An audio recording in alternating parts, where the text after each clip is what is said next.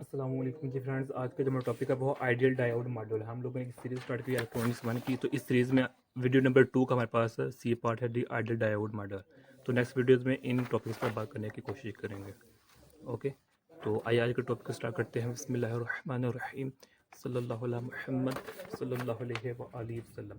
सबसे पहले देखिए आइडियल मॉडल में इसमें डिफरेंट चीज़ें होती हैं जो कि हम हकीकत में कर रहे होते हैं। क्योंकि इसका नाम ही आइडियल है तो इसको हम आइडियल तौर पर दिखते हैं। मैं सिर्फ डिटेल में नहीं जाऊँगा, सिंपल सिर्फ एक इक्वेशन लिखता हूँ। एक ये हमारे पास है और एक ये है हमारे पास। ओके, तो ये वी ओवर आर है। एक ये होगी इक्वेशन हमारे पास, और एक हमारे पास I R is equal to zero होता है, और वी जो हमारे पास होता है वो इज इक्वल टू वी बाईस होता है। ओके, इसको समझेंगे तो हमारे पास आइडियल डायोड मॉडल समझ आ जाएगी। अब देखिए आइडियल डायोड जो हमारे पास मॉडल है, इसमें जो फॉरवर्ड करंट होता है वो ज़ीरो होता है। फॉरवर्ड करंट ज़ीरो होता है, और रिवर्स जो मेरे पास करंट होता है वो ज़ीरो होता है। फॉरवर्ड जो करंट होता है वो इसके इक्वल होता है, जो रिवर्स वोल्टेज होता है वो इसके इक्वल होता है। बस सिर्फ सिंपल हमारे पास ये है। यानी कि इन आइडियल डायोड में जो हमारे पास होता है, इसमें जो हमारा पोटेंशियल बैरियर होता है, फॉरवर्ड डायनामिक रेजिस्टेंस होती है, जो रिवर्स करंट होता है, उसको हम निगलेक्ट कर देते हैं मुकम्मल तौर पर। इसलिए तो इसको हम आइडियल कहते हैं। तो अभी देखें कि जो ये क्यों जीरो होता है, क्वेश्चन ये है हमारे पास कि जो फॉरवर्ड है, ये देखें ना कि जो अब हम बात करते हैं, ये मेरे पास है। मैं डिटेल में जहाँ अगर लास्ट वीडियो आप लोगों ने देखी है डिप्रेशन रीजन आप लोगों को पता है, तो आप लोगों को ये आसानी होगी।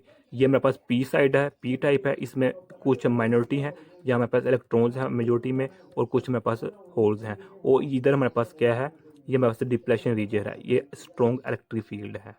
ओके, तो ये मेरे पास आइडियल डायोड।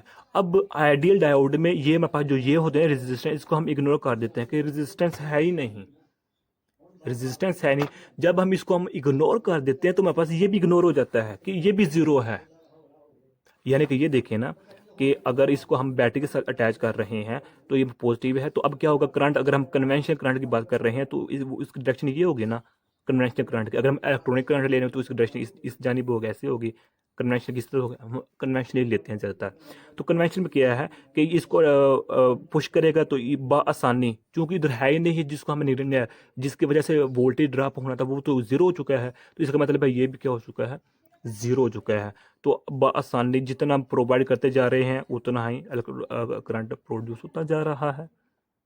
तो इसलिए मेरे पास ये हो जाएगा जीरो। लेकिन जो करंट होगा वो जीरो नहीं होगा, वो इसके इक्वल होगा। जो ओम ला के इक्वल जो मेरे पास होता है V is equal to I R, वो मेरे पास होता है। तो यहाँ से हम आई पी ओवर आर होता है।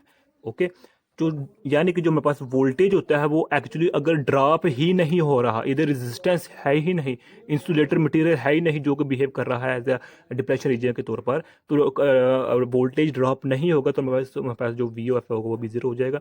लेकिन वी एफ जो मेरे पास ये जीरो नहीं होगा। अब रिवर्स में देखें, रिवर्स में पोलैरिटी को चेंज कर देते हैं। अब ये मेरे पास ये पॉजिटिव है, ये मेरे पास अब ये नेगेटिव है, यानी कि ये नेगेटिव है। अब क्या होगा कि इलेक्ट्रॉन है तो पॉजिटिव को अपनी तरफ खींचेगा, नेगेटिव टर्मिनल होल्स को अपनी तरफ खींचेगा। पॉजिटिव है तो ये इलेक्ट्रॉन का, अब डिप्लेशन क्या हो जाएगा, इंक्रीज होता जाएगा। ओके, तो अब यहाँ इसमें केस में क्या है कि, तो अब इसमें क्या होता है कि करंट जैसे जैसे टाइम गुजरता जाएगा तो ये नेगेटिव टर्मिनल प्रोटॉन को अपने ऑलमोस्ट सबको खींच लेगा।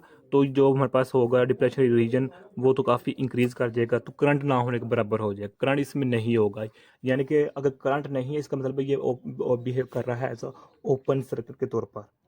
ओके, यानी कि इधर रिवर्स बाइसिंग हो रही है। रिवर्स बाइसिंग मतलब ये दो ओपन स्विच है। अगर हमारे पास इधर होती फॉरवर्ड बाइसिंग जिस तरह हमने पहले बात की इस केस में जो, ओके, तो उस केस में हमारे पास क्लोज स्विच होना था, बिहेव करना था इसने। ओके, तो अब हमारे पास ये कैसा बिहेव कर रहा है, ये एज अ ओपन स्विच के तौर पर बिहेव कर रहा है। ओके, यानी कि ये देखिए नेगेटिव है पॉजिटिव है, तो ये हमारे पास है, ये मेरे पास रेजिस्टेंस ले लें, ये मेरे पास अब ये ओपन के तो ओपन है, ये नेगेटिव है नेगेटिव है, ये मेरे पास पॉजिटिव है। ये वाला सर्किट अब इस तरह बिहेव करना लग जाएगा। कब, जब हमारे पास ये केस होगा, ये वाला रिवर्स वाला।